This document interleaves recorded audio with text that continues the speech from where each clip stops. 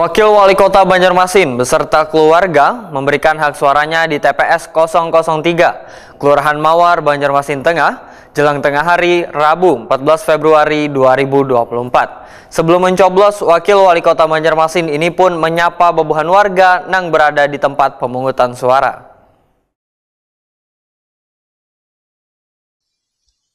Wakil Wali Kota Banjarmasin Arifin Nur beserta keluarga memberikan hak suaranya di TPS 003 Kelurahan Mawar, Banjarmasin Tengah jelang tengah hari Rabu 14 Februari 2024. Sebelum mencoblos, Arifin Nur menyapa bebuhan warga yang berada di tempat pemungutan suara.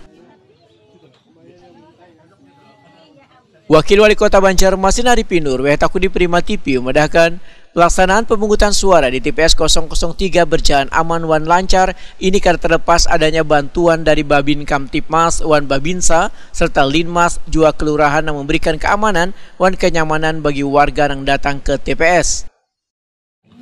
Ya, hari ini kami beserta keluarga lah menggunakan hak pilih kami di tempat tinggal kami di Jepara 7, pusat Kelurahan Mawar di TPS 003 ya.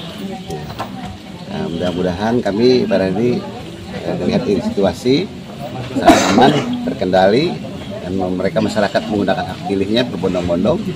Nah, mudah-mudahan nanti tentunya terpilihlah pemimpin yang terbaik.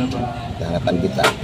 Jadi intinya kita dari tadi malam sudah keliling dan Forkopimda juga ke TPS-TPS.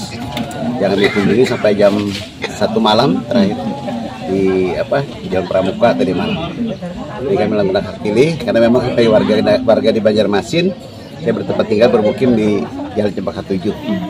Walaupun ya ada rumah dinas, ya kita bermukim masih di sini sama keluarga.